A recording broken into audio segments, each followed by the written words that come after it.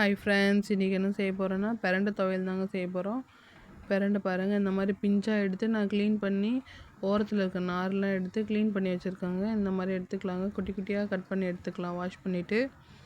அப்புறம் இது அரைக்க தேவையான பொருள்னு பார்த்தீங்கன்னா கடலைப்பருப்பு, உளுத்தம்பருப்பு, காஞ்ச மிளகாய், அப்புறம் பிரண்டை, ஒரு அரை முடி போல் தேங்காய் கட் பண்ணி வச்சுருக்காங்க. இது எல்லாத்தையும் சேர்த்து வதக்க ஒரு கடாயில் எண்ணெய் ஊற்றிக்கலாங்க. கடலைப்பருப்பு, உளுத்தம்பருப்பு அதையும் போட்டுக்கலாம். ஒரு சின்ன எலுமிச்சை சைஸ் அளவு புளி எடுத்துருக்கேங்க, அதையும் போட்டுக்கலாம். இந்த மாதிரி இந்தளவுக்கு எடுத்துருக்கேங்க. இதையும் போட்டு நல்லா வதக்கலாங்க. ஒரு 10 போல் காஞ்ச மிளகாய் எடுத்துருக்கேன், காம்பு கிள்ளி. அதையும் போட்டு நல்லா கோல்டன் கலரில் ஆகிற அளவுக்கு நல்லா வதக்குவோங்க. நல்லா இந்த மாதிரி நல்லா பொரிஞ்சு வரணும். அந்த மாதிரி நல்லா வதக்கி எடுத்துக்கலாங்க. அடுத்தது வந்து தேங்காவை சேர்த்துக்கலாம். குட்டி குட்டியாக கட் பண்ணி வச்சுருக்கேன், அதையும் சேர்த்து கொஞ்சம் நேரம் மட்டும் வதக்கலாங்க.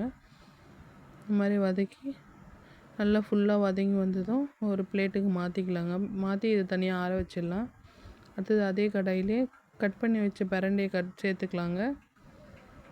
சேர்த்து அதையும் நல்லா வதக்கி விட்டுக்கலாம். நல்லா பச்சை வாசனை போகிற அளவுக்கு நல்லா வதக்கணுங்க. நல்லா வதக்குனா தான் அந்த ஸ்மெல்லு வந்து வராது. நல்லா இந்த மாதிரி கலர் சேஞ்ச் ஆகிற அளவுக்கு நல்லா வதக்கி எடுத்துக்கலாங்க. இந்த மாதிரி வதக்கி எடுத்துக்கலாங்க.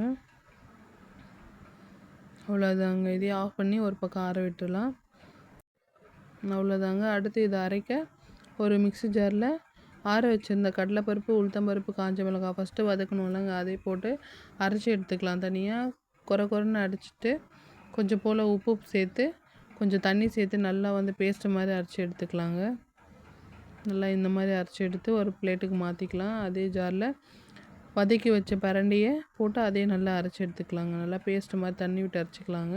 ஒரு கடாயில் எண்ணெய் ஊற்றி கடுகு போட்டு கருவேப்பிலை போட்டு நல்லா நிறைய கருவேப்பிலை போட்டுக்கோங்க. நல்லா கருவேப்பிலை போட்டு அதையும் நல்லா பொரித்து எடுத்துக்கலாங்க. பொரித்து எடுத்ததும் அரைச்சி வச்சோம்ல பிரண்டை பேஸ்ட்டு, அதையும் போட்டு நல்லா வதக்கி எடுத்துக்கலாங்க.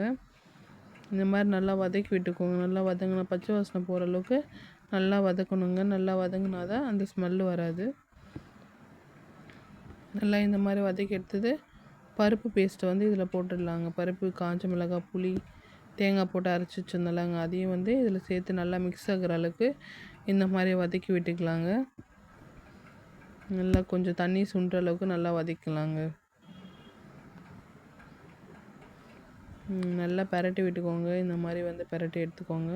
செம்ம டேஸ்ட்டாக இருக்குங்க. இது இட்லி, தோசை, சப்பாத்தி எல்லாத்துக்குமே சாப்பிட்டுக்கலாங்க. நல்ல டேஸ்ட்டாக இருக்கும். ட்ரை பண்ணி பாருங்கள்.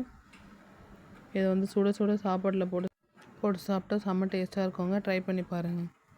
நம்ம கோபி தாரு விலாக்ஸை சப்ஸ்கிரைப் பண்ணிக்கோங்க.